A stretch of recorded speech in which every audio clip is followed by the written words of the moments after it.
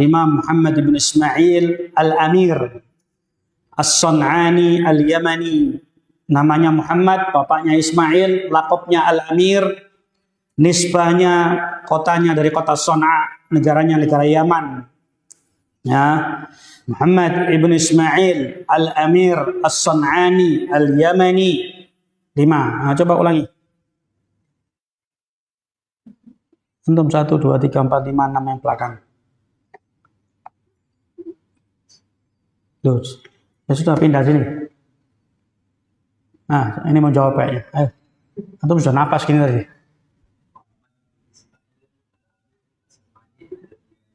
Ayo, ahsanta. Nah. Ulangi. Tinggal ngulangi doang, masa nggak bisa? Muhammad. Nggak connect kayak gini. Disconnected. Ayo Pak, itu lagi WA apa lagi? Lihat apa itu? Sempat-sempatnya main WA di sini. Antum coba ulangi.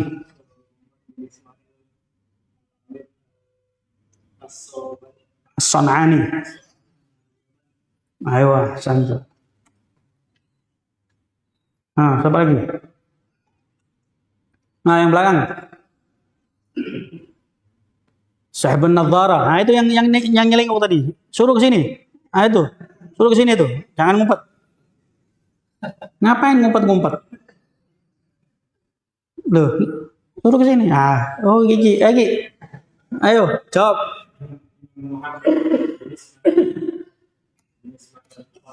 Al-Amir.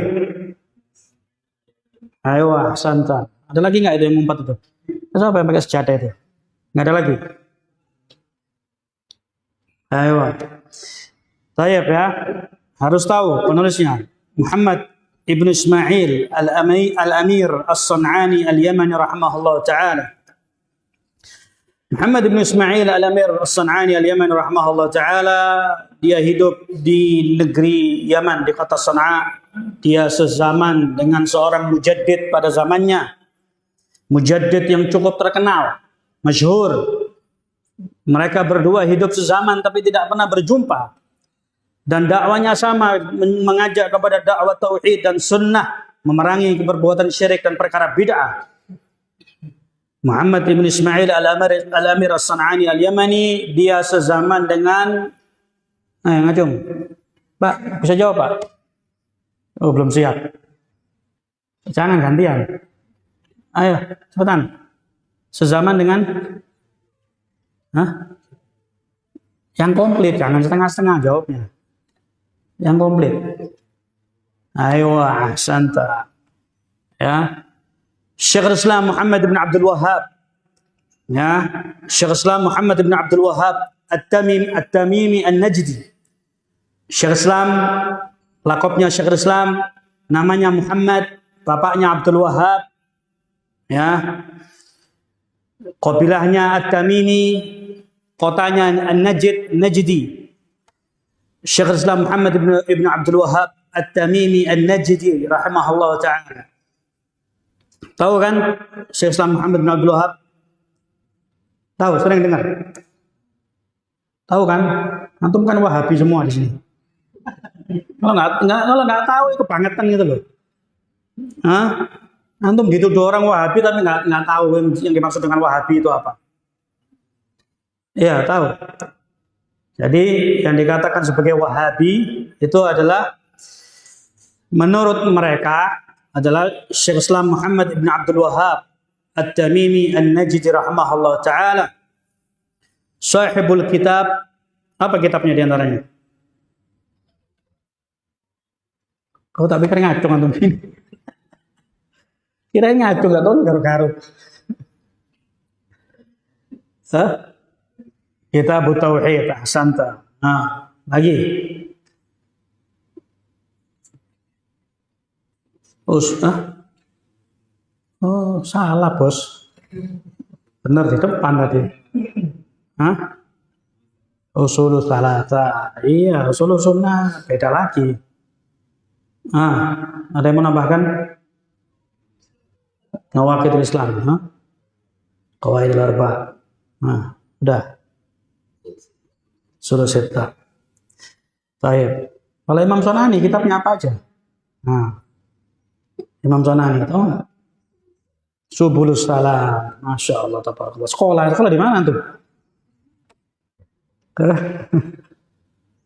Subulus Salam. Syarah Bulughul Maram. Ya, itu karyanya Al-Imam As-San'ani. Ya, mungkin banyak orang lebih kenal dengan kitab Subulus Salam. Ya, Syarah Bulughul Maram. Baik, ikhwani fid din, azzani Allah wa iyyakum. Nah, satu lagi.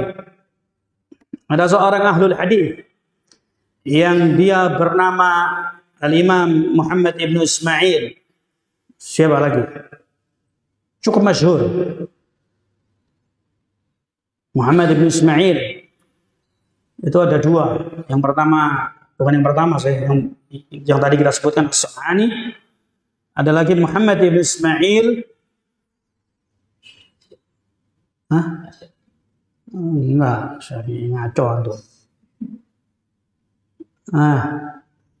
Muhammad ibn Ismail. Enggak, ngaco lagi. Terkenal, cukup dikenal. Al-Bukhari. Masya Allah, tabarakallah. Al-Imamul Bukhari. Tahu Imam Bukhari? Enggak tahu namanya kan? Enggak tahu namanya. Cuma tahunya Imam Bukhari. Namanya siapa enggak tahu.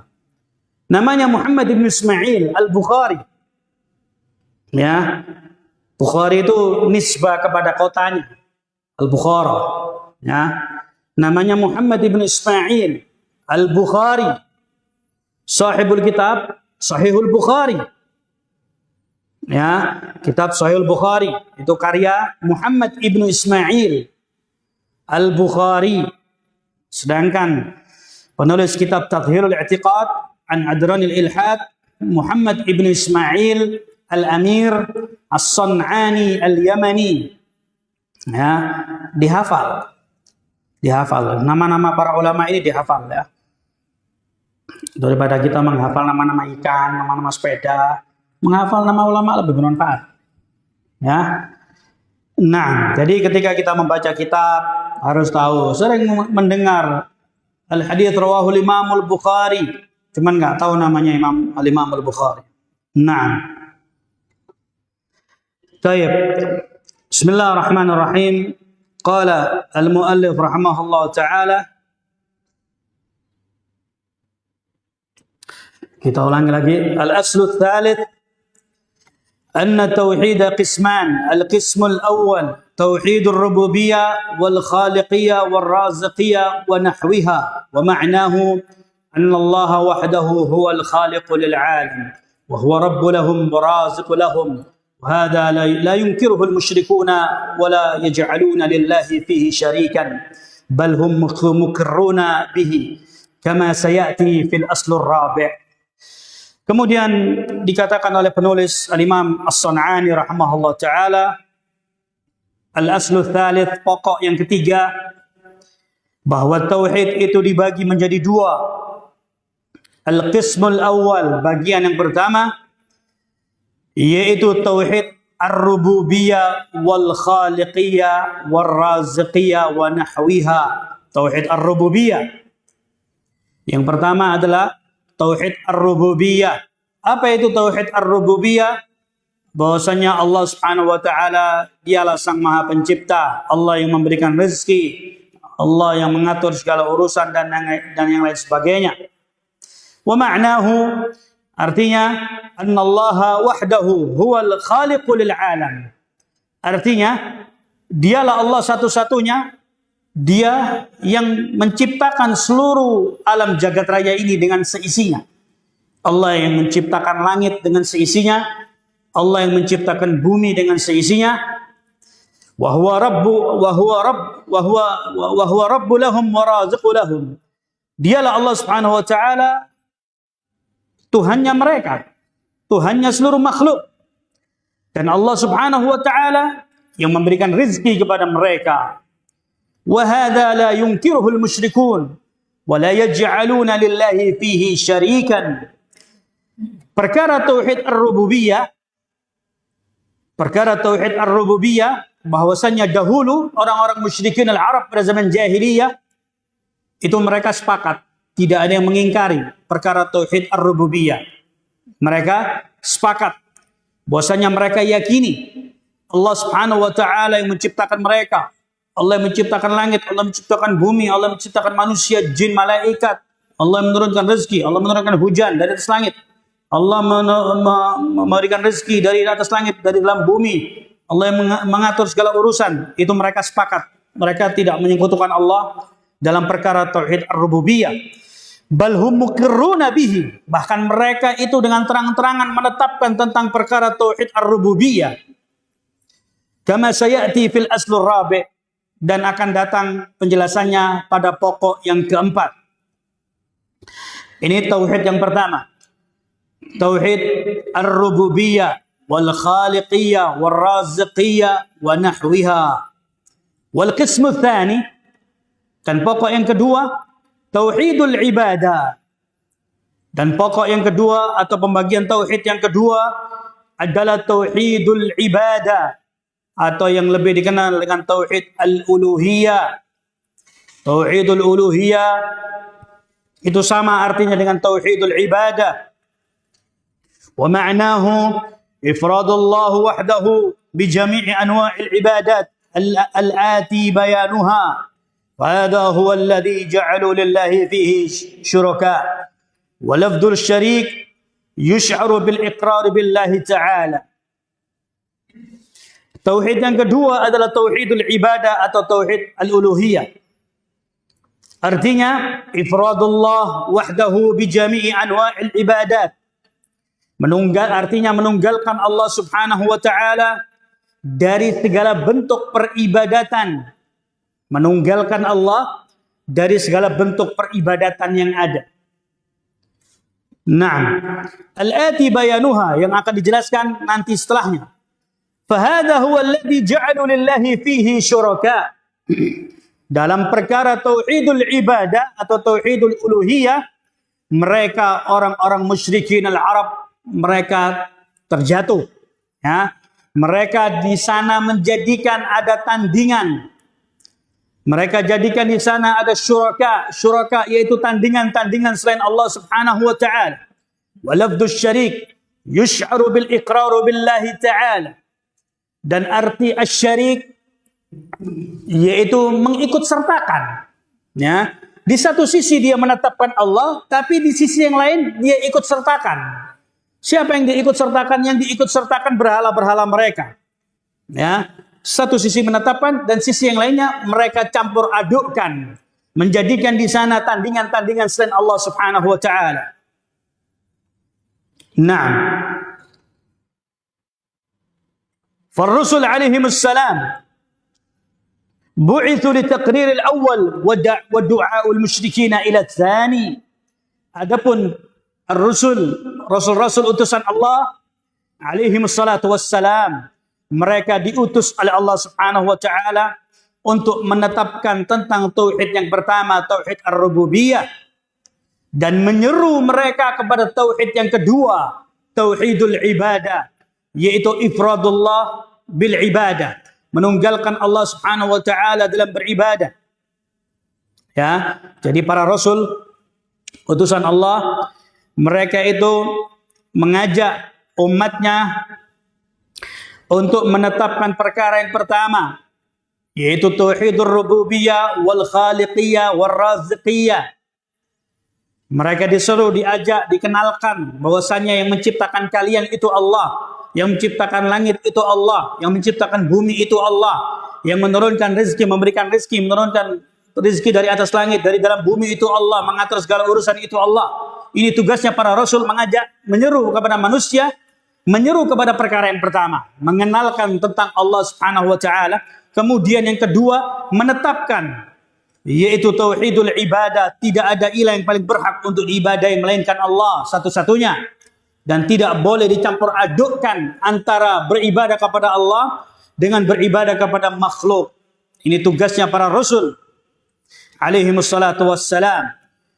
Mithlu qawlihim fi khitabil musyrikin seperti ucapan sebagian para rasul yang mengajak berbicara kepada orang-orang musyrik. Dalam surat Ibrahim ayat yang ke-14. Afillahi syakkun fatirus samawati wal ard yad'uukum liyaghfira lakum min dhunubikum. Dinyatakan oleh sebagian rasul kepada kaumnya, kepada orang-orang musyrikin, apakah di dalam diri Allah Subhanahu wa taala ada keraguan? Dialah Allah Subhanahu wa taala yang menciptakan langit dan bumi. Yad'uukum liyaghfira lakum min dhunubikum. Allah menyeru, mengajak kepada kalian supaya kalian ini mendapatkan ampunan dari Allah Subhanahu wa taala. Ya. Yad'uukum liyaghfira lakum min dhunubikum. Kalian ini diseru, diajak supaya Allah Subhanahu wa taala mengampuni dosa-dosa kalian. Karena dosa syirik ini tidak akan diampuni oleh Allah Subhanahu wa taala kalau mereka tidak bertobat kepada Allah Subhanahu wa taala. Sehingga perlu diutus seorang rasul. Walaqad ba'atsna fi kulli ummatin rasulan an i'budullaha wajtanibut taghut. Allah nyatakan dalam Al-Qur'an bahwasannya Allah Subhanahu wa taala mengutus setiap umat ini seorang rasul, yang mana semua rasul ini mengatakan an i'budullah, beribadahlah kalian hanya kepada Allah, wajtanibut taghut, dan hindari oleh kalian untuk kalian beribadah kepada taghut. At-taghut diartikan oleh Umar bin Khattab radhiyallahu anhu, kullu ma 'ubida min dunillah fa huwa taghut. Segala sesuatu yang diibadai, yang dimintai, yang ditaati selain Allah Subhanahu wa taala, maka dia disebut dengan taghut. Nah, walaqad ba'atsna fi kulli ummatin rasulan. Kami telah mengutus di setiap umat ini seorang rasul yang mereka semua mengatakan kepada umatnya, ani'budullah, beribadahlah kalian kepada Allah Subhanahu wa taala. Nah, jadi tugasnya para rasul itu menyeru, mengajak kepada manusia untuk menetapkan kepada diri-diri mereka, ani'budullah, beribadahlah kalian, satu-satunya beribadah hanya kepada Allah. Ya, wajtanibut taghut, dan hindari oleh kalian yaitu beribadah kepada taghut. Nah, kemudian sebutkan dalam ayat yang lainnya, hal min khaliqin ghairullah yarzuqukum minas sama'i wal ard la ilaha illa huwa. Dalam ayat yang lainnya dalam surat An-Nahl ayat 36. Hal min khaliqin ghairullah, apakah ada yang maha pencipta selain Allah? Yarzuqukum minas sama'i wal ard, Allah yang telah memberikan rezeki dari atas langit dan dari dalam bumi. Ya, rezeki itu datangnya Allah sampaikan dari atas langit dan dari dalam bumi. Nah, apakah ada yang maha pencipta selain Allah? Yarzuqukum minas sama'i wal ard, Allah sudah menciptakan kita, plus Allah berikan rezeki kepada seluruh makhluknya. Ya. Jadi Allah menciptakan kita tidak sia-sia, diciptakan kemudian ditinggal. Tentang kehidupannya bagaimana nggak dipikirkan, tapi Allah pikirkan. Allah pikirkan setelah diciptakan manusia, lalu Allah Subhanahu wa taala akan memberikan rezeki. Ya, itulah maha pemurahnya Allah Subhanahu wa taala. Setelah menciptakan makhluk yang bernama manusia, Allah pikirkan rezekinya dari atas langit dan dari dalam bumi. Sehingga dinyatakan, apakah ada keraguan? Hal min khaliqin ghairullah, apakah ada yang maha pencipta selain Allah yang telah memberikan rezeki dari atas langit dan dari dalam bumi? La ilaha illa huwa, dialah Allah satu-satunya yang paling berhak untuk diibadai. Tidak ada ilah yang paling berhak untuk diibadai melainkan Allah Subhanahu wa taala. Ya. La ilaha illa huwa. Di sini ditekankan oleh Allah Subhanahu wa taala setelah Allah berikan ilustrasi gambaran, apakah ada yang maha pencipta, ya, yang telah menciptakan kalian, yang telah memberikan rezeki dari atas langit dan dalam bumi. Ya.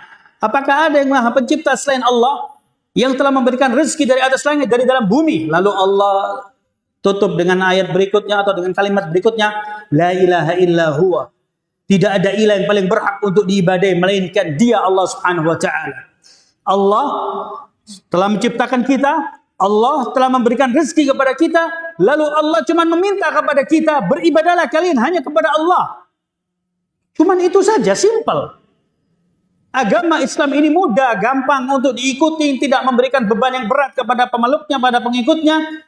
Allah tidak pernah memberikan beban yang berat. La yukallifullahu nafsan illa wus'aha. Allah tidak pernah memberikan beban yang berat kepada hambanya. Kalau hambanya tidak mampu untuk memikulnya, Allah juga nggak maksa. Ya, fattaqullaha mastata'tum. Bertakwalah kepada Allah Subhanahu wa taala semampu kalian. Mampunya bagaimana? Oh, nggak bisa sholat dengan berdiri, silakan duduk. Nggak bisa duduk, silakan berbaring. Ya, tidak bisa puasa karena safar, karena sakit, silakan diqadha pada waktu yang lain. Ya.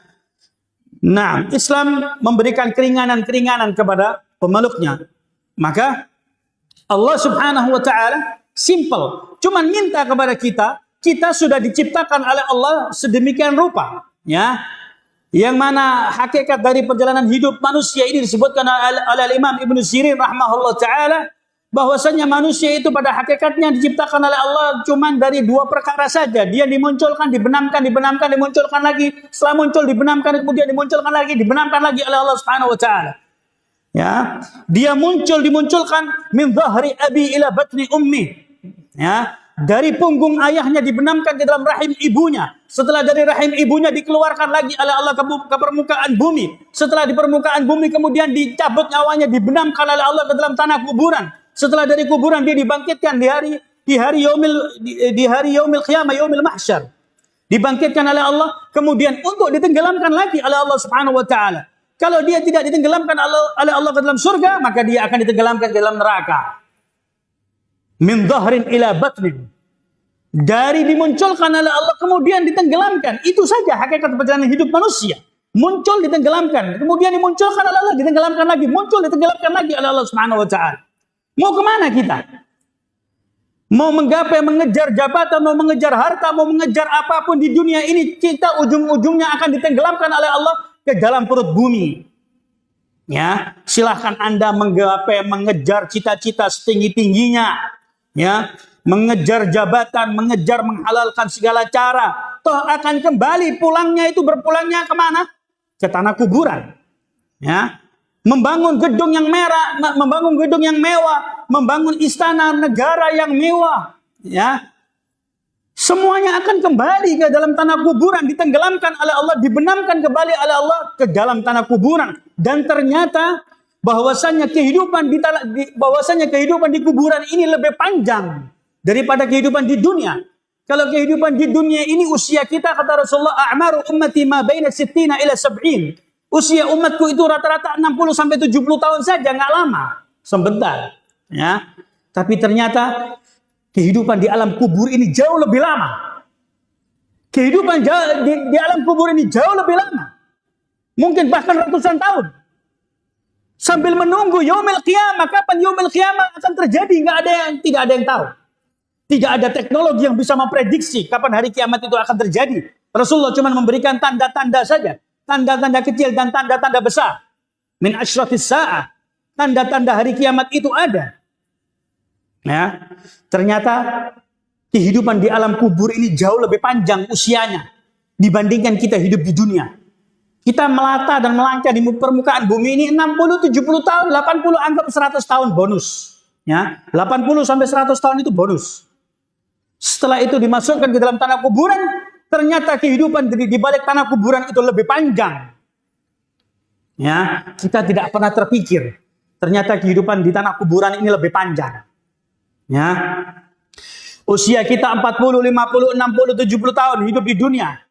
Kita melangkah dan melata di permukaan bumi cuma 60, 70 tahun. Ternyata mungkin kita dalam tanah kuburan bisa sampai ratusan tahun.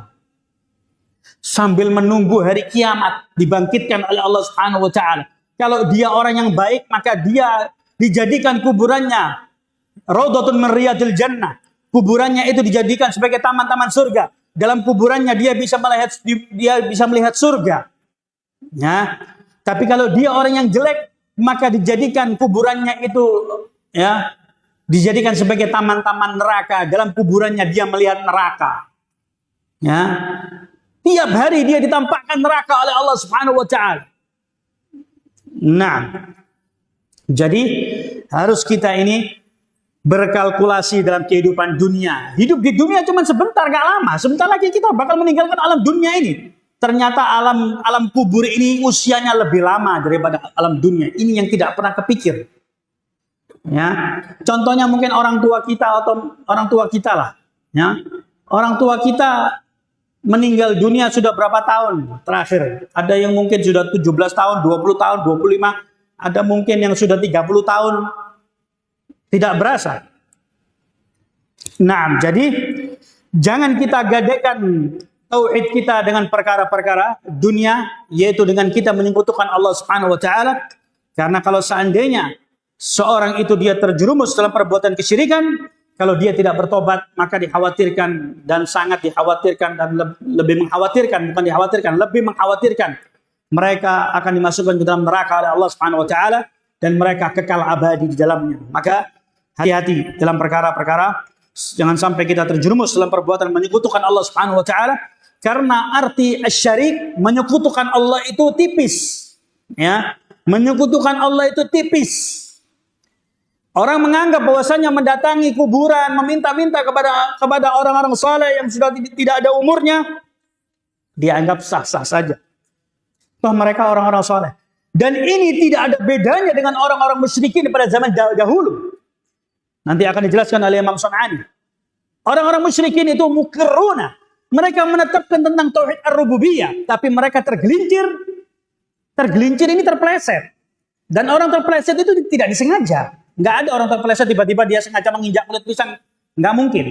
Orang yang namanya tergelincir itu terpeleset, dia nggak sengaja. Tiba-tiba dia tergelincir, jatuh. Ya. Orang-orang musyrikin Arab, dia sama. Dianggap bahwasanya mengagungkan orang-orang soleh, meminta-minta kepada kuburan orang-orang soleh, dianggap perkara-perkara yang sah-sah saja. Padahal ini adalah perkara menyekutukan Allah Subhanahu wa taala. Makanya jangan sampai kita tergelincir ya. Disebutkan oleh Imam Sun'ani, wal lafdhu syarik yush'ar bil iqrar billahi ta'ala. Kalimat asy-syarik, sekutu. Kalimat sekutu itu ya adalah dia berasa bahwasanya dia itu sedang menetapkan Allah Subhanahu wa taala dalam dirinya, tapi dia nggak sadar. Ternyata dia telah menyekutukan Allah Subhanahu wa taala. Ya. Sehingga saya katakan ini perkara tipis-tipis. Orang menyekutukan Allah itu tipis, dia nggak tahu, dianggap boleh-boleh saja, sah-sah saja. Tapi akibatnya luar biasa di sisi Allah Subhanahu wa taala. Orang yang dia anggap dia tergelincir, dia nggak sadar dia tergelincir menyekutukan Allah, ya, ternyata di sisi Allah perkara ini adalah perkara yang sangat agung. Sehingga Luqmanul Hakim mengatakan kepada putranya, "Ya bunayya la tusyrik billah, inna syirka la dzulmun 'adzim." Wahai putraku, wahai anakku, ya, la tusyrik billah, jangan kamu sekali-kali menyekutukan Allah Subhanahu wa taala. Inna syirka la dzulmun 'adzim. Sesungguhnya perbuatan kesyirikan itu adalah perbuatan kezaliman yang paling besar di muka bumi. Tidak ada perbuatan yang paling besar, kezaliman yang paling besar di muka bumi, melainkan perbuatan kesyirikan kepada Allah Subhanahu wa taala. Inna syirka la dzulmun 'adzim. Sesungguhnya perbuatan syirik itu adalah perbuatan kezaliman yang paling besar di muka bumi. Ya, maka hati-hati. Hati-hati, karena sekali lagi asy-syarik, sekutu, ya, dia kalau dia tidak paham betul, dianggap oh boleh, nggak apa-apa, kita minta ke kuburan boleh-boleh saja, sah saja. Ternyata ini dilarang dalam agama Islam. Ternyata Allah tidak ridha kalau Allah disekutukan dengan makhluknya. Ya, karena dalam dua ayat di atas disebutkan, afillahi syakkun fatirus samawati wal ard yad'ukum liyaghfir lakum min dunubikum hal min khaliqin ghairullah yarzuqukum minas sama'i wal ard la ilaha illa huwa. Ya, apakah ada keraguan terhadap Allah Subhanahu wa taala? Allah yang menciptakan langit dan bumi. Langit dan bumi ini dengan segala isinya, dengan perhiasannya. Kalau kita menengok ke atas langit ada awan, kemudian ada hujan seperti saat sekarang ini. Allah turunkan hujan. Hujan ini rahmat dari Allah Subhanahu wa taala, kenikmatan dari Allah, rezeki dari Allah Subhanahu wa taala. Ya. Kemudian Allah hiasi langit dengan bintang, Allah hiasi dengan matahari, Allah hiasi dengan tata surya, bulan dan sebagainya. Yang ini semuanya indah. Dan ini tidak mungkin ujuk-ujuk bisa terjadi tanpa ada Sang Maha Pencipta. Kemudian bumi ini dengan hamparannya yang luas, ada yang menjulang tinggi berupa gunung, ada yang rendah berupa lembah, ada kemudian laut, ada danau, ada sungai, ada tanaman, ada pohon, ada buah, ada berbagai macam manfaat ya yang Allah turunkan, Allah berikan di permukaan bumi ini. Semuanya ini ada yang Maha Pencipta. Kalau tidak ada yang mencipta, maka tidak akan terjadi. Allah Subhanahu wa taala menciptakan langit dan bumi dengan segala isinya. Allah cuma waktu butuh 6 hari tanpa Allah merasa lelah. Ya. Naam. Allah Subhanahu wa taala cuma minta kepada kita la ilaha illa huwa. Dialah Allah satu-satunya yang paling berhak untuk diibadahi. Jangan sekali-kali kamu minta memalingkan ibadah kepada selain Allah. Karena konsekuensinya Allah akan vonis sebagai orang yang sesat, dan yang kelak di yaumil qiyamah dia termasuk orang-orang yang merugi kekal abadi dalam neraka Allah Subhanahu wa taala. Maka jangan sampai kita salah langkah. Jangan sampai kita salah menentukan pilihan. Sekali lagi, rezeki itu datangnya dari Allah. Ya, rezeki itu datangnya dari Allah. Jangan kita merasa pesimis kok rezeki saya seret, rezeki saya kok susah, rezeki saya kok kenapa nggak kunjung membaik, ekonomi saya tidak kunjung membaik. Ya kita enjoy saja dalam hidup di dunia ini, enjoy, nggak perlu stres menghadapi kehidupan dunia. Kita tetap berhusnudzan kepada Allah Subhanahu wa taala. Mungkin Allah punya skenario terbaik buat kita. Mungkin ketika kita diberikan kekayaan oleh Allah, kita punya duit yang banyak, mungkin kita akan terjerumus dalam perbuatan dosa dan maksiat kepada Allah. Sehingga Allah tahan, Allah direm sedikit-sedikit, berikan rezeki oleh Allah. Ya, karena Allah sayang kepada kita. Tapi kalau kita kemudian diberikan kekayaan, bisa jadi kekayaan itu akan membawa kita ke dalam perbuatan dosa dan maksiat kepada Allah Subhanahu wa taala. Nah, al-muadzin yuadzin.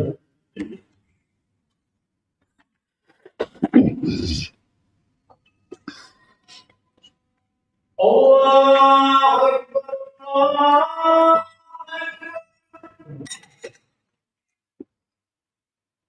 Allah.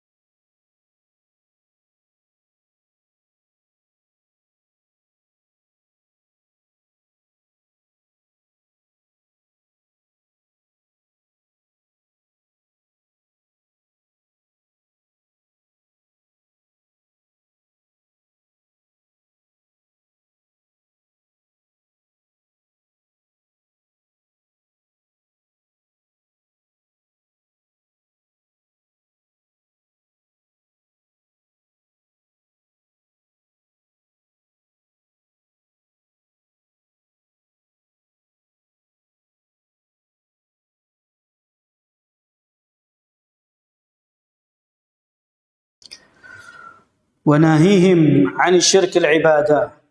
ولذا قال الله تعالى ولقد بعثنا في كل أمة رسولا أن اعبدوا الله واجتنبوا الطاغوت، أي قائلين لأممهم أن اعبدوا الله.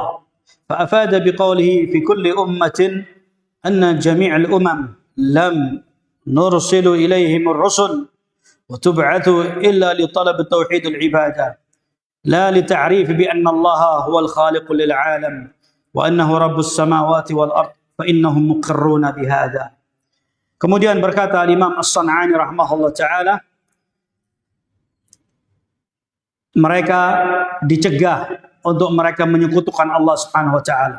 Para rasul mencegah kaumnya, mencegah umatnya untuk tidak menyekutukan Allah Subhanahu wa taala di dalam beribadah. Oleh karenanya Allah Subhanahu wa taala berfirman, "Wa laqad ba'atsna fi kulli ummatin rasulan an i'budullaha wajtanibut taghut." Dalam surat An-Nahl ayat 36, Allah nyatakan sesungguhnya kami telah mengutus di setiap umat ini seorang rasul, yang mana semua rasul itu mengatakan kepada umatnya, kepada kaumnya, ani ibudullah, beribadalah kalian hanya kepada Allah, wajtanibut taghut, hindari oleh kalian beribadah kepada selain Allah Subhanahu wa taala. Ay qailina li umamihim, atau diartikan yang dimaksudkan diucapkan para rasul kepada umatnya, ani ibudullah, fa afada biqauli fi kulli ummatin, yaitu para rasul mengatakan kepada umatnya hendaklah kalian hanya beribadah kepada Allah. Kemudian yang bisa diambil faedah fi kulli ummatin, dan di setiap umat, anna jami'il umam, seluruh umat ini tidaklah diutus seorang rasul kepada mereka atau di tengah-tengah mereka, kecuali ketika diutus seorang rasul di tengah-tengah mereka, semua rasul itu menyeru, mengajak kepada umatnya, kepada kaumnya, illa li talabi tauhidul ibadah, kecuali mereka semua tugasnya sama, mengajak umatnya untuk menunggalkan Allah Subhanahu wa taala di dalam beribadah. Jadi tugasnya para anbiya, tugasnya para rasul itu sama. Tugasnya para rasul itu sama, mengajak kaumnya, mengajak umatnya untuk mentauhidkan Allah dalam beribadah. Ya. Nah, dan metode ini adalah metode yang paling terbaik. Tidak ada metode yang bisa menyatukan umat ini kecuali dengan metodenya para anbiya dan para rasul. Ya, kalau ketika manusia menyeru kepada jalannya Allah, menyeru kepada tauhid, menyeru manusia untuk menunggalkan Allah dalam beribadah, semuanya insya Allah pasti akan sepakat dan harus sepakat. Ya, tidak ada khilaf di dalamnya, tidak ada khilaf. Beda ketika bersatunya itu di atas kepentingan, di atas golongan, di atas kelompok, di atas partai. Mereka akan sepakat dengan apa yang mereka sepakati, dengan deal-deal apa yang sedang mereka sepakati. Ketika mereka sepakat, mereka akan berjalan bersama. Ketika ada sesuatu yang tidak disepakati, maka mereka akan berpisah di tengah jalan. Ya. Nah, tapi metodenya, dakwanya para rasul itu menyeru manusia untuk mentauhidkan Allah Subhanahu wa taala, dan ini adalah metode yang paling terbaik untuk menyatukan umat ini. Tidak ada metode yang paling afdol, yang paling baik, ya, kecuali menyeru, mengajak manusia untuk mentauhidkan Allah Subhanahu wa taala. Nah, karena kalau menyerunya di atas golongan, di atas partai, di atas kelompok, di atas asabiyah, fanatisme, golongan dan sebagainya, itu cuma sesaat saja. Cuma sesaat saja. Ketika mereka asyik, ketika mereka deal, mereka akan berjalan bersama. Ketika sudah tidak mencapai kesepakatan, maka mereka akan mengatakan kita berpisah sampai di sini. Ya. Nah, jadi demikian. Fi kulli ummatin anna jami'il umam lam nursilu ilaihim ar-rusul wa tub'atsu illa li talab tauhidul ibadah la li ta'rifi bi anna Allah huwal khaliq walil alam wa annahu rabbus samawati wal ard fa innahum muqirruna bihadza. Jadi setiap umat ketika diutus seorang rasul, para rasul itu menyeru kepada tauhidul ibadah. Beribadahlah kalian hanya kepada Allah. Ya. Para rasul itu tidak perlu memperkenalkan lagi kepada mereka, wahai manusia, wahai umatku, Ketahuilah bahwasannya yang menciptakan langit itu Allah, yang menciptakan bumi itu Allah, yang menciptakan kalian itu Allah, menciptakan jin, malaikat, Allah menurunkan rezeki, Allah yang menghidupkan, Allah yang mematikan. Mereka sudah menetapkan perkara tersebut dan mereka sudah tahu. Sehingga nggak perlu diulang-ulangi, mereka sudah paham. Ya. Jadi pada hakikatnya orang-orang musyrikin pada zaman jahiliyah itu mereka itu cara pemahamannya lebih keren, lebih canggih daripada orang-orang muslim pada zaman sekarang. Kalau orang Islam zaman sekarang itu mereka nggak tahu apa itu tauhid rububiyah, apa itu tauhid uluhiyah. Mereka nggak tahu. Sehingga perlu diajari, perlu diterangkan satu-satu, sudah diterangkan, kadang lupa, kadang nggak tahu, macam-macam. Tapi kalau musyrikin zaman dahulu, kaum musyrikin zaman dahulu, zamannya para anbiya dan para rasul, mereka sudah tahu. Sehingga nggak perlu diajarin lagi, mereka sudah tahu. Ya, mereka sudah tahu. Mereka cuma terjerumus, tergelincir dalam perkara tauhid al-uluhiyah, tauhidul ibadah. Itu saja. Tapi kalau orang musyrik zaman sekarang, mereka nggak ngerti apa itu tauhid rububiyah. Mereka seakan-akan nggak ngerti yang menurunkan rezeki dari atas langit, dari dalam bumi, yang memberikan, mengatur segala urusan itu Allah. Ya. Mereka sudah capek dengan kehidupan dunia, sudah capek dengan rezekinya, mengambil jalan pintas ke orang-orang pintar dalam tanda kutip, mendatangi tempat-tempat tertentu, meminta-minta kepada makhluk yang sudah tidak berdaya. Ya. Kalau mau main logika, ya, kalau mau main logika, orang mendatangi orang pintar dalam tanda kutip. Nggak tahu kenapa kok disebut dengan orang pintar, padahal mereka orang bego semua itu. Kenapa kok menempatkan, kasih aja lakop julukan mereka orang bodoh, orang bego, orang tolol. Sehingga mereka malas mencari pekerjaan itu. Ntar gue dikatain orang bego lagi. Tapi dibilang orang pintar. Akhirnya mereka besar kepala dibilang orang pintar. Kasih lakop aja orang bego. Ya. Orang-orang semacam ini jangan dikasih panggung, jangan dikasih julukan nama-nama yang baik. Hinakan mereka. Ya. Kalau seandainya orang-orang bego ini, saya ganti bego bukan orang pintar. Ya, para dukun, para dedemit. Ya. Kalau seandainya mereka ini orang yang pintar bisa memberikan rezeki kepada orang lain, mereka tidak akan menjadikan profesinya sebagai tukang tipu. Ya, toh kehidupan mereka nggak ada yang sukses miliarder, nggak ada, kehidupannya ya begitu-begitu aja. Ya, kalau mereka bisa merubah rezekinya orang lain, dia bisa memberikan rezeki kepada orang lain, kenapa dia kere? Itu loh logikanya. Kenapa dia kere? Jadi kalau kita pengen jadi orang kaya, selain kita berdoa kepada Allah, gaulnya sama orang yang ahli kerja. Oh, ada orang itu dia pintar dagang. Ya kita belajar sama orang yang pintar dagang. Kalau mau sukses. Tapi kalau kita gaulnya sama orang malas, nggak bakal sukses. Itu logikanya seperti itu. Ya. Jadi demikian. Kemudian mendatangi kuburan, mendatangi benda-benda mati. Makhluk mati diminta-mintain. Ini nggak tahu apa yang menutupin hati mereka sehingga meminta kepada benda-benda mati, meminta kepada makhluk-makhluk itu sudah mati. Ya. Walaupun mereka dahulu di masa kehidupannya mereka orang-orang soleh, ya kita doakan semoga Allah ampuni dosa-dosanya, semoga dia dimasukkan surga oleh Allah. Selesai. Tapi untuk kita datang meminta-minta kepada dia yang sudah mati, ini satu bentuk ketololan. Ya. Nah, udah mati, udah nggak bisa ngapa-ngapain.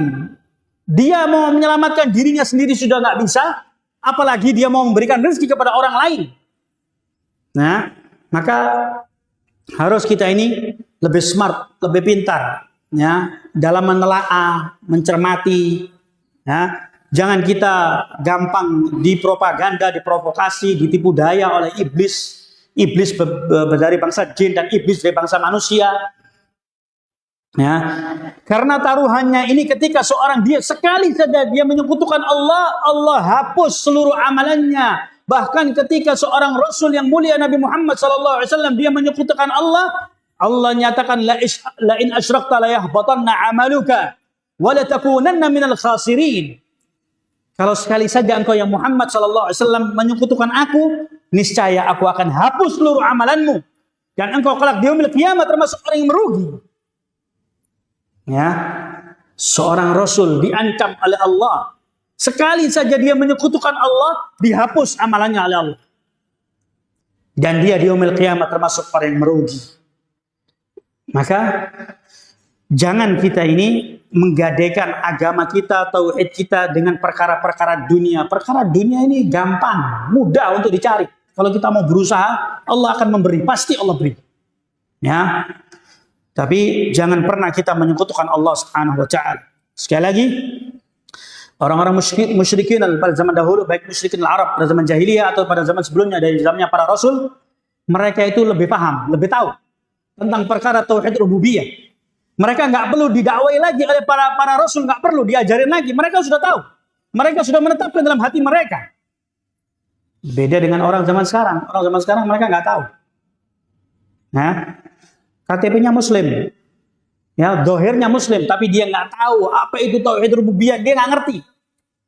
Ya, tauhid uluhiyah itu apa, konsekuensinya apa? Sehingga orang-orang musyrikin al-Arab pada zaman jahiliyah ketika diajak oleh Nabi Muhammad SAW untuk menetapkan tauhid al-uluhiyah, tauhid al-ibadah, mereka tidak mau. Ya, diajak mereka untuk mengucapkan kalimat la ilaha illallah, mereka tidak mau. Menutup mulutnya, tidak mau mengucapkan kalimat la ilaha illallah. Nanti akan dijelaskan oleh Imam Sun'ani pada bab-bab berikutnya. Kenapa orang-orang musyrikin al-Arab pada zaman jahiliyah mereka tidak mau mengucapkan kalimat la ilaha illallah? Ya, mereka enggan untuk mengucapkan kalimat la ilaha illallah, nggak mau. Karena mereka tahu artinya. Kalau orang zaman sekarang dikatakan kalimat la ilaha illallah, tidak tahu artinya dan konsekuensinya. Kalau orang musyrikin pada zaman jahiliyah, mereka tahu arti kalimat la ilaha illallah dan mereka tahu konsekuensinya sehingga mereka tutup mulut. Mereka tidak mau mengucapkan kalimat la ilaha illallah. Kalau orang zaman sekarang dengan mudahnya, dengan gampangnya, setiap waktu, setiap saat mengucapkan kalimat la ilaha illallah, la ilaha illallah, la ilaha illallah. Ya, 100 kali, 1000 kali, puluhan ribu kali mengucapkan kalimat la ilaha illallah, tapi tidak tahu artinya, tidak tahu konsekuensinya. Sehingga dikatakan oleh Imam Sun'ani rahimahullah ta'ala, kenapa orang-orang musyrikin al-Arab pada zaman jahiliyah mereka tidak mau mengucapkan kalimat la ilaha illallah? Kenapa? Ada yang tahu? Kira-kira. Tadi sudah saya sebutkan, mereka tahu artinya.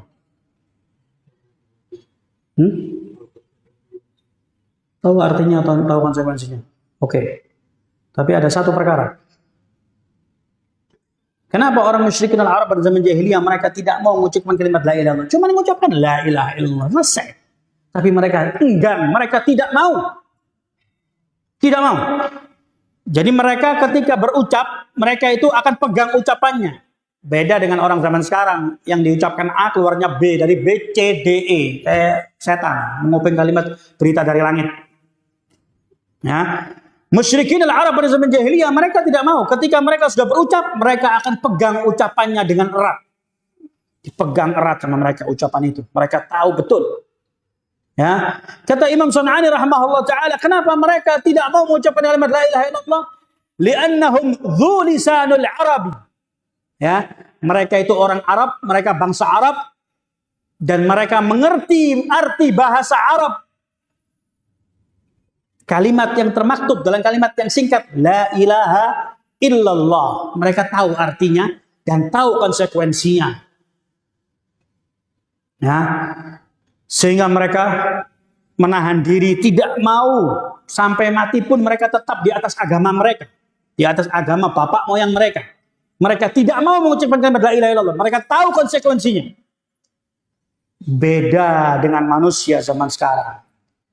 Ucapan di lisannya, di bibirnya, ya, la ilaha illallah, la ilaha illallah, la ilaha illallah, la ilaha illallah, tapi perbuatannya bertolak belakang, kontradiksi. Ucapan dengan perbuatan berbeda. Itu orang zaman sekarang. Mereka orang-orang Arab pada zaman jahiliyah, mereka adalah dzu lisanul Arabi. Mereka itu orang Arab, mereka pandai berbahasa Arab dan mereka mengerti arti kalimat bahasa Arab, tahu konsekuensinya. La ilaha, nafyu, meniadakan seluruh bentuk peribadatan selain Allah. Illallah, kalimat yang kedua illallah, melainkan Allah, itu adalah bentuk al-itsbat, penetapan. Ya, yang pertama mereka meniadakan seluruh peribadatan kepada berhala-berhala mereka. Yang kedua mereka harus menetapkan dialah Allah satu-satunya yang paling berhak untuk diibadah. Perkara ini yang menjadikan mereka belum sanggup untuk meninggalkan berhala-berhala mereka. Ya, nah, jadi demikian. Jadi orang sekarang ini beda dengan orang musyrikin zaman dahulu. Orang musyrikin zaman dahulu mereka tidak mau mengucapkan kalimat la ilaha illallah. Kenapa? Tahu artinya, tahu konsekuensinya. Ketika mereka sudah berucap, konsekuensinya apa? Mereka tahu. Tapi orang zaman sekarang dengan mudah dia berucap, dia tidak tahu artinya, tidak tahu konsekuensinya, sehingga dia bebas melakukan apa saja di permukaan bumi ini. Ya, jadi itulah orang musyrikin zaman dahulu. Mereka itu masih punya pemahaman yang lebih cerdas daripada orang musyrikin zaman sekarang. Musyrikin zaman sekarang ini ya nggak tahu apa ilmu ini belum sampai kepada mereka. Nggak mungkin. Zaman sekarang ilmu nggak nyampe kepada mereka. Ya, segala sesuatu bisa dicari zaman sekarang ini dengan mudah. Nah, jadi kata Imam San'ani rahimahullah taala, orang-orang musyrikin zaman jahiliyah, mereka itu akan pegang omongan. Ketika mereka sudah mengucapkan kalimat la ilaha illallah, maka konsekuensinya mereka hanya beribadah kepada Allah, meninggalkan peribadatan kepada berhala-berhala mereka. Ya, sehingga mereka mengatakan kepada Nabi Muhammad sallallahu alaihi wasallam, "Aja'alu alihatan ilaha wahidah? Inna hadza la syai'un ujab." Oh, ujab. Nah. Apakah engkau ya Muhammad menjadikan berhala-berhala kami yang banyak ini yang berjumlah 360 berhala menjadi satu Tuhan, menjadi satu ilah? Sesungguhnya ini perkara yang aneh, kata mereka. Masa kita disuruh menyembah cuma satu saja? Mereka nggak mau. Mereka masih mau menyembah berhala-berhala mereka. Ya, mereka tidak mau diminta untuk beribadah kepada Allah. Nah, walihada lam taridul ayat fihi fil ghalib illa bi sighati istifham at-taqrir. Oleh karenanya tidaklah dijumpai beberapa ayat dalam Al-Quran, kebanyakan ayat-ayat yang dia kalimat itu tentang kalimat semacam kalimat pertanyaan. Allah bertanya dalam ayat-ayat tersebut, ya. Melainkan di situ ada sesuatu perkara sesungguhnya orang-orang musyrikin mereka itu paham dan mereka tahu, mereka menetapkan dalam hatinya. Ya. Contohnya Allah sebutkan, hal min khaliqin ghairullah? Apakah ada yang maha pencipta selain Allah? Allah memberikan pertanyaan di ayat ini. Sesungguhnya orang musyrikin dia tahu. Yang maha pencipta hanya Allah. Mereka tahu. Afaman yakhluqu kaman la yakhluq? Apakah sama yang maha pencipta dengan yang tidak mencipta? Allah bertanya lagi. Mereka tahu jawabannya. Nggak sama. Kemudian Allah sebutkan lagi, afillahi syakkun fatirus samawati wal ard. Apakah ada keraguan? Dialah Allah yang menciptakan langit dan bumi. Masihkah diri kalian ini meragukan Allah? Ya. Aghairallah ittakhidhu waliyan fatirus samawati wal ard. Apakah kalian menjadikan selain Allah, kalian jadikan sebagai wali, sedangkan Allah Subhanahu wa taala sang pencipta alam jagat raya ini, Allah menciptakan langit dan bumi. Hadza khalqullah fa'aruni madza khalaqal ladzina min duni. Allah nyatakan, inilah ciptaan Allah, inilah ciptaan Allah. Ini loh, langit, bumi dan seisinya. Ya. Hadza khalqullah, inilah ciptaan Allah. Fa'aruni madza khalaqal ladzina min duni. Tolong bawa kemari, tunjukkan kepada kami, kata Allah, apa yang telah mereka ciptakan. Ya, apakah mereka bisa menciptakan dari apa yang telah Allah ciptakan? Nggak bisa. Ya, Aruni madza khalaqu minal ard am lahum min syirkun fis samawat. Tunjukkan kepada kami apa yang telah mereka ciptakan. Apa yang telah mereka ciptakan dari perkara menciptakan bumi, atau mereka jadikan di sana ada tandingan, ya, di atas langit. Istifhamu taqriru lahum li'annahum bihi muqirrun. Di sini Allah berikan contoh ayat-ayat yang bentuknya sighanya itu adalah al-istifham. Allah bertanya dan mereka tahu jawabannya karena mereka menetapkan dalam hati mereka. Ya. Wa bihadza ta'rif anna al-musyrikin lam yattakhidhu al-asnam wal awthan wa la ya'buduha wa lam yattakhidhu al-masih wa ummuhu wa lam yattakhidhu al-malaika syuraka'u lillahi ta'ala li'ajli annahum asyrakuhum fi khalqi as-samawati wal ard wa fi khalqi anfusihim bal ittakhadhuhum li'annahum yuqarribunahum ila Allahi zulfa kama qaluhu fahum muqirruna billahi fi nafsil kalimat kufrihim wa annahum syufa'aun indallah. Jadi kata Imam San'ani rahimahullah ta'ala, mereka orang-orang musyrikin al-Arab pada zaman jahiliyah, mereka ini tahu dan paham, tahu persis. Mereka ngerti, tahu persis, ya. Mereka tidak serta-merta menjadikan malaikat itu sebagai sekutu. Mereka tidak serta-merta menjadikan Isa ibnu Maryam, Al-Masih Isa ibnu Maryam, menjadi sesembahan mereka. Mereka tidak menjadikan ada sekutu-sekutu di langit ataupun di bumi.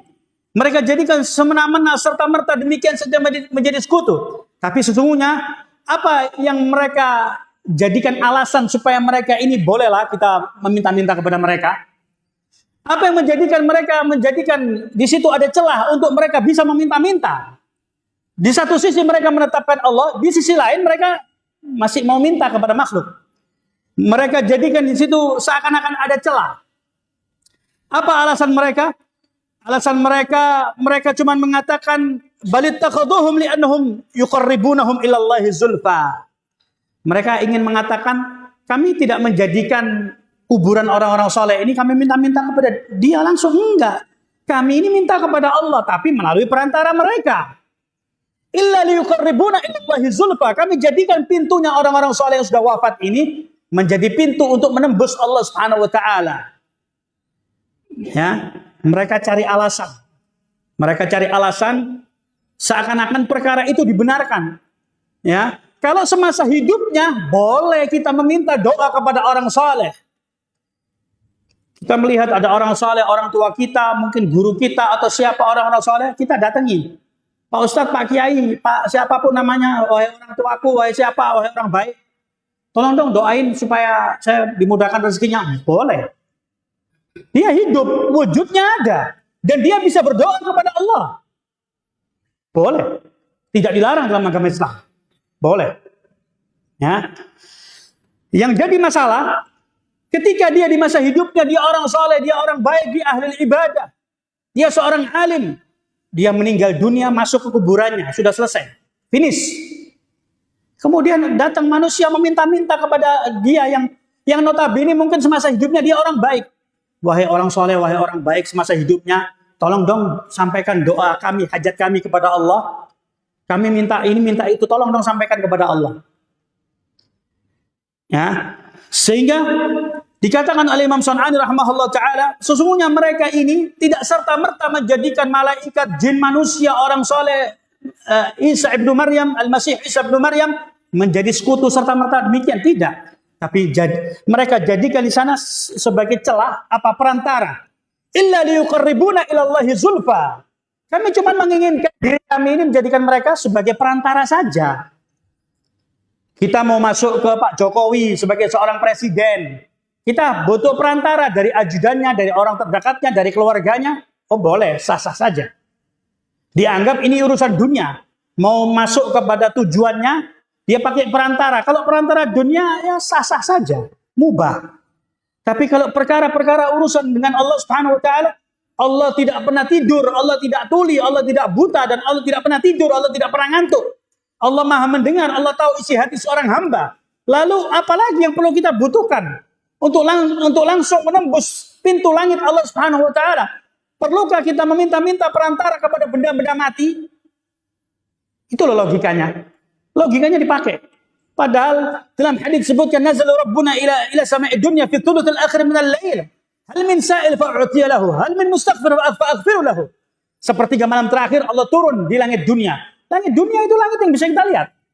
Kita keluar ke depan, kita tengok ke atas ada langit, itu langit dunia. Dan sepertiga malam terakhir, setiap malam sepertiga malam terakhir Allah turun. Berarti Allah dekat dengan makhluknya. Allah ditunggu oleh Allah Subhanahu wa taala. Allah nyatakan, hal min sa'il fa'utiya lahu.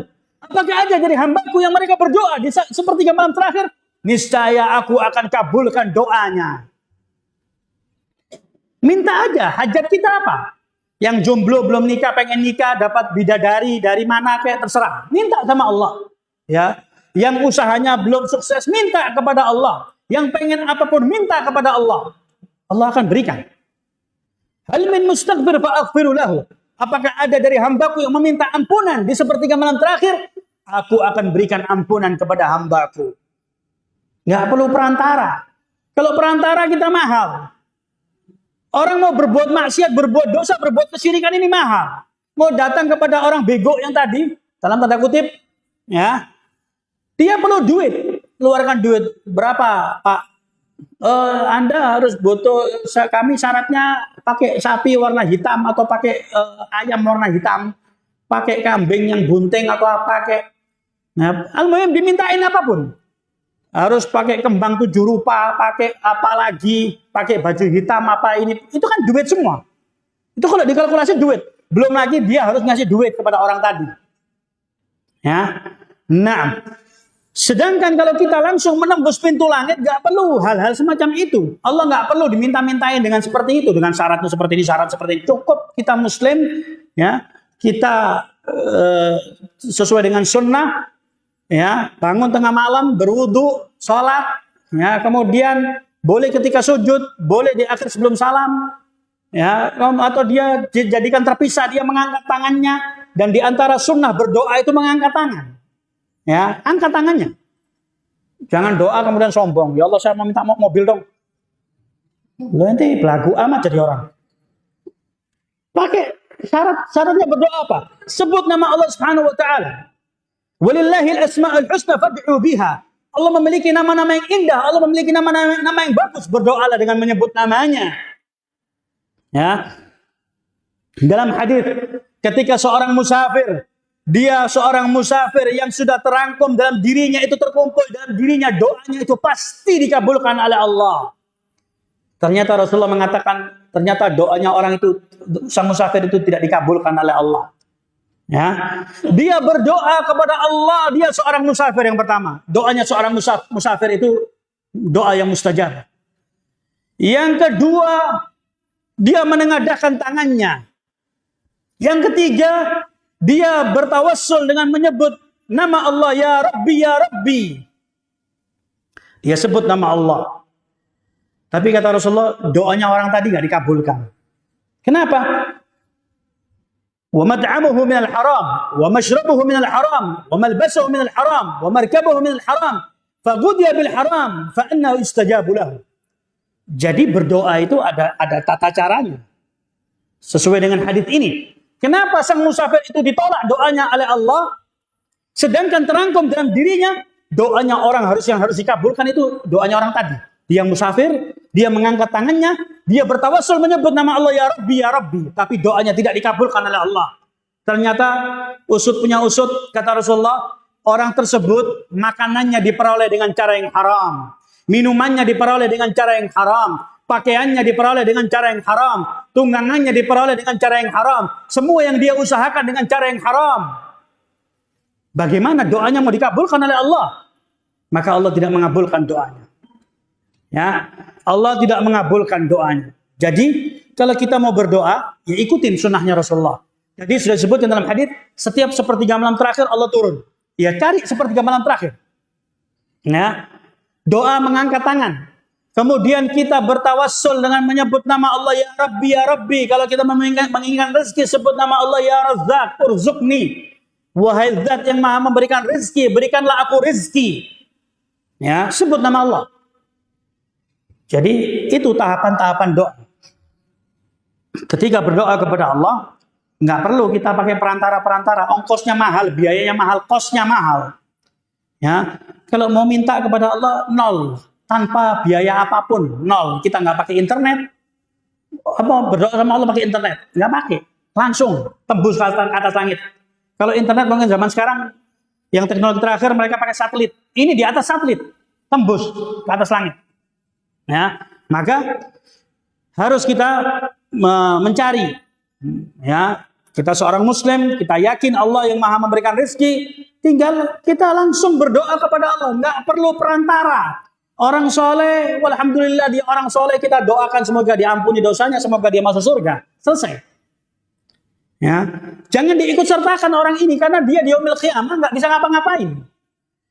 Nanti di yaumil qiyamah Allah akan panggil orang-orang yang menyekutukan Allah di dunia ini, Allah akan kumpulkan mereka. Nggak kemudian Allah lupa siapa ya waktu di dunia dulu di Depok ada yang syirik itu siapa? Allah lupa, nggak mungkin Allah lupa. Catatannya ada semua. Listnya itu ada semua. Oh, si fulan pernah menyekutukan aku. Ada listnya. Datanya itu ada dan Allah akan kumpulkan mereka. Setelah Allah kumpulkan mereka orang-orang musyrik ini, Allah Subhanahu wa taala akan menyatakan kepada mereka, "Aina syuraka'ukumul ladzina kuntum taz'umun?" Mana sekutu-sekutu yang dahulu kalian di dunia meminta-minta kepada mereka, datangkan mereka sekarang. Nggak bisa. Kalaupun mereka didatangkan, nggak bisa ngapa-ngapain. Nah, mereka tidak bisa memberikan bantuan kepada orang-orang yang meminta-minta kepada dia ketika di dunia. Allah nggak lupa, Allah tidak akan lupakan, Allah tahu dan Allah akan datangkan semua orang musyrik. Allah kumpulkan dan Allah akan hakimi mereka. Mana sekutu-sekutu kalian ketika kalian di dunia meminta-minta kepada mereka, datangkan mereka sekarang. Nggak bisa. Ya. Iblis, la'anahullah, iblis ini nggak tidur. Karena dia sudah divonis oleh Allah, dia kekal dalam neraka. Dia nggak mau dong masuk neraka sendirian. Dia ngajak-ngajak manusia. Manusia disesatkan oleh iblis. Ya. Iblis ketika di yaumil qiyamah, iblis akan mengatakan kepada manusia, "Inni akhafullaha rabbal alamin."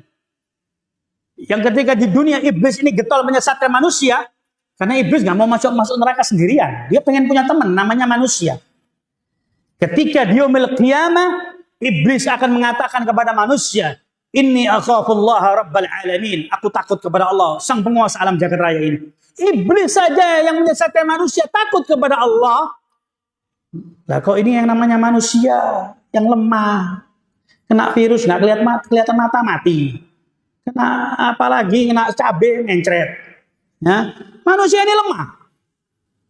Dari struktur tubuhnya ini lemah. Ya, iblis yang dia diberikan kekuatan oleh Allah dengan segala kecongkaannya, dengan kesombongannya, di yaumil qiyamah dia akan berlepas diri dari manusia. Inni akhafullaha rabbal alamin. Aku takut kepada Allah Subhanahu wa taala, sang penguasa alam jagat raya ini.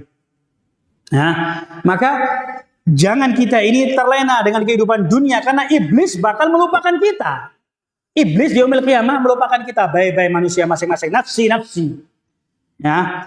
Nah, jadi jangan kita menjadikan Allah Subhanahu wa taala ada tandingan-tandingan selain Allah karena konsekuensinya berat.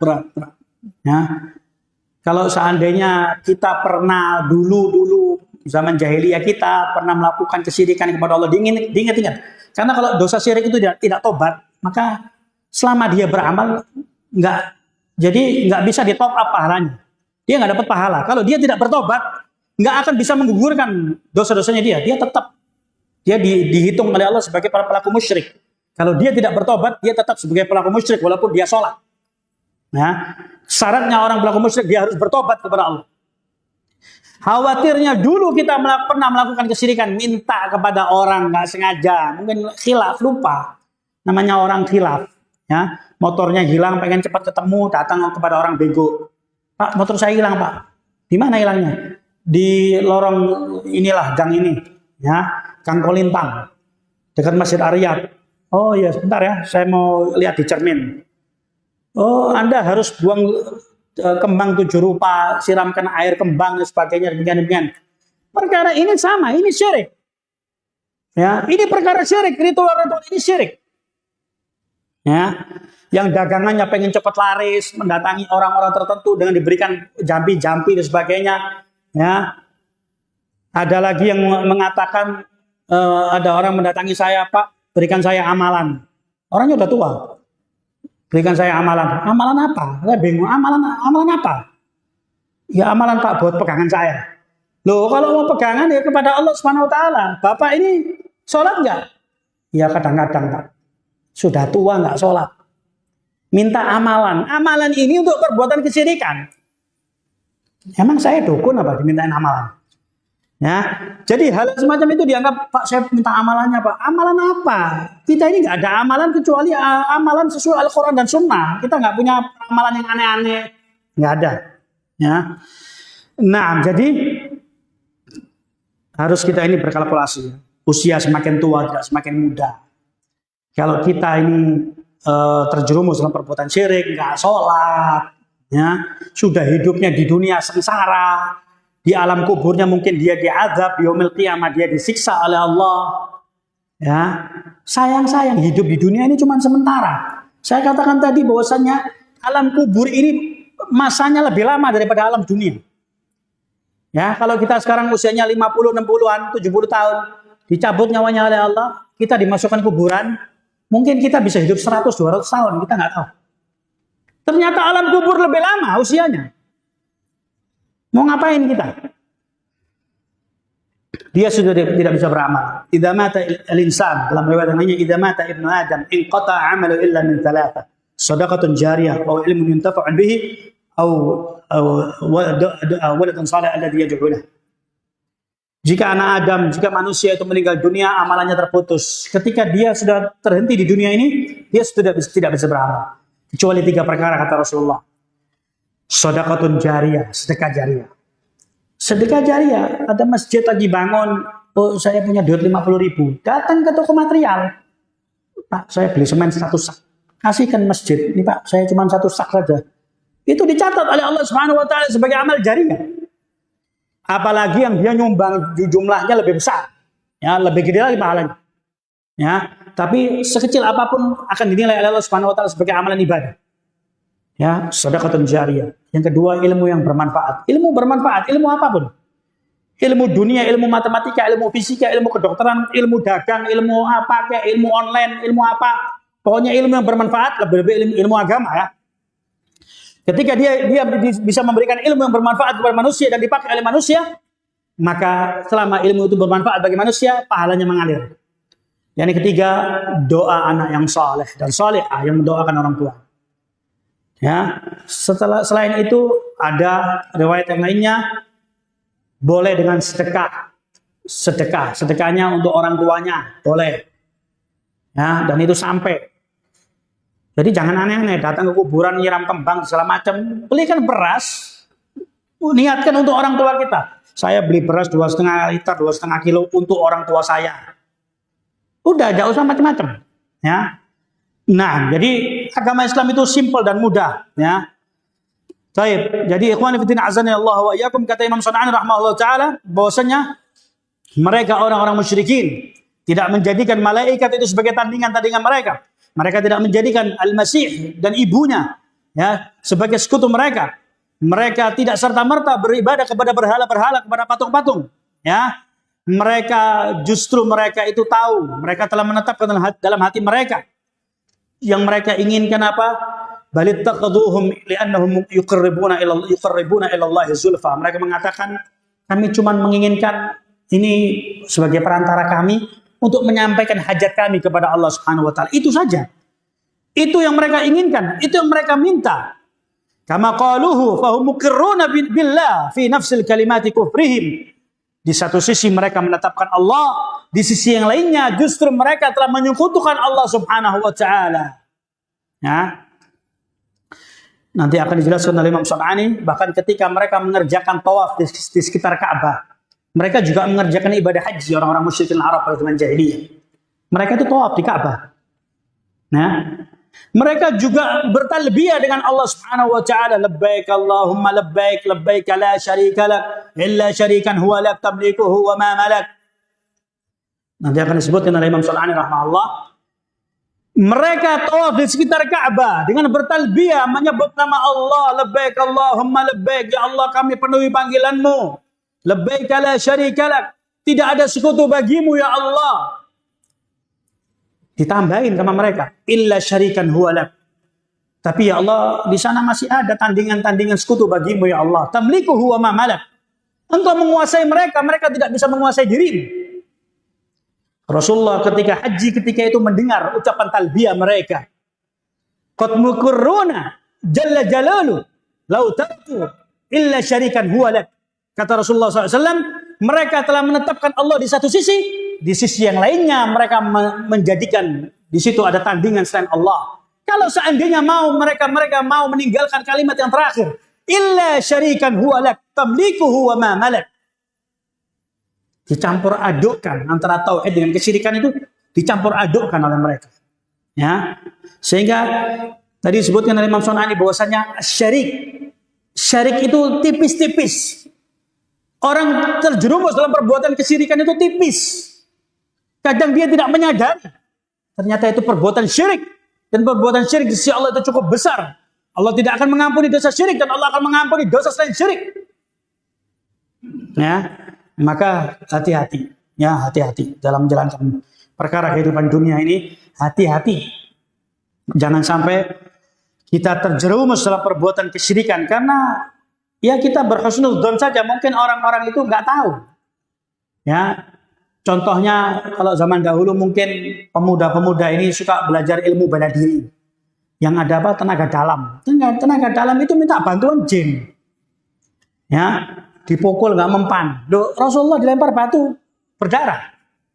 Ya, ini zaman dahulu sampai sekarang mungkin masih ada. Ya, katanya dipukul nggak mempan. Karena mereka sedang mengadakan perjanjian dengan jin. Diminta syarat-syarat tertentu untuk mereka connect dengan jin, maka jin akan memberikan bantuan kepada dia. Dipukul nggak mempan, ya, dan sebagainya. Ini sama, ini perbuatan syirik. Ya, nah maka kalau seandainya dulu kita pernah belajar ilmu-ilmu semacam itu, ilmu-ilmu hitam, taubat kepada Allah, taubat. Fa in taba taballahu alaihi. Kalau dia bertobat itu urusan dia dengan Allah Subhanahu wa taala. Kita jangan pernah menghalangi tobatnya seorang hamba dengan Allah. Kalau dia mau bertobat, itu urusan dia dengan Allah. Oh, Anda pelaku syirik, gak bakal diampuni oleh Allah. Enggak. Nah, itu urusannya Allah. Itu urusannya Allah. Ya. Nah, jadi ikhwani fiddin azzani Allah wa iyyakum. Al-khulasah, bahwasanya dalam bab yang ketiga ini disebutkan oleh Imam Sunani rahimahullah taala, bahwasanya para rasul diutus oleh Allah Subhanahu wa taala. Tujuannya yang pertama mereka itu adalah tidak tugas pokok mereka untuk mengenalkan siapa yang menciptakan mereka karena mereka sudah tahu. Orang-orang zaman dahulu, umat-umat terdahulu itu tahu yang menciptakan itu Allah, menciptakan langit, bumi, manusia, jin, malaikat, manusia, tahu mereka. Jadi para rasul tidak perlu capek-capek untuk menerangkan kepada mereka. Tapi yang diajak oleh para rasul yaitu menunggalkan Allah dalam perkara ibadah. Ya, tauhidul ibadah, ifradullahu bil ibadah, menunggalkan Allah dalam beribadah. Ini yang paling pokok yang diajak oleh para rasul kepada kaumnya, pada umat-umat terdahulu. Dan ya, disebutkan oleh Imam Syafi'i rahimahullah taala, mereka orang-orang musyrikin al-Arab atau musyrikin pada zaman dahulu, mereka tahu yang Maha Pencipta itu Allah, yang memberikan rezeki itu Allah. Ya, sehingga Allah dalam beberapa ayat memberikan pertanyaan. Karena Allah tahu, mereka menetapkan dalam hatinya yang menurunkan rezeki yang dari atas langit, dari dalam bumi, yang menciptakan segala macam, itu Allah. Allah tahu. Dan mereka juga tahu. Mereka menetapkan dalam hati mereka. Tapi mereka terjerumus dalam perbuatan tauhidul ibadah. Ya. Akhiran tadi disebutkan oleh Imam Sunani, mereka tidak serta-merta menjadikan berhala-berhala, patung-patung, kuburan, pohon, dan sebagainya, benda-benda mati. Isa bin Maryam dan ibunya, kemudian malaikat, dan sebagainya untuk diminta-mintain. Tapi mereka mengatakan apa? Illa liyuqarribuna ilallahi zulfa. Kami jadikan mereka itu sebagai perantara saja untuk mendekatkan diri kami kepada Allah Subhanahu wa taala. Ya, sekali lagi ini adalah perbuatan kesyirikan kepada Allah Subhanahu wa taala Hati-hati jangan sampai kita terjerumus dalam perbuatan kesyirikan, karena yaumil qiyamah Allah tidak akan mengampuni dosa syirik, dan Allah hanya mengampuni dosa selain syirik. Semoga Allah Subhanahu wa taala senantiasa memberikan taufik, memberikan hidayah kepada kita semua. Semoga Allah Subhanahu wa taala menetapkan hati kita di atas tauhid, di atas sunnah Rasulullah, sampai Allah Subhanahu wa taala mencabut nyawa kita dan kita diwafatkan oleh Allah Subhanahu wa taala dalam keadaan husnul khatimah. Semoga Allah memberikan perkara yang bermanfaat dari apa yang kita baca di malam hari ini. Semoga Allah jadikan ini sebagai amalan timbangan kebaikan kita semua di hari kiamat dan dicatat sebagai yaitu pahala kita di yaumil qiyamah. Wallahu taala alam bis-shawab. Naktafi ila hadzal qadar. Wa sallallahu ala nabiyyina Muhammadin wa alihi wasallam. Kita akhiri dengan doa kafaratul majlis. Subhanakallahumma wa bihamdika asyhadu an la ilaha illa anta astaghfiruka wa atubu ilaik. Alhamdulillahirabbil alamin. Tafaddalu barakallahu fikum. Wassalamu alaikum warahmatullahi wabarakatuh.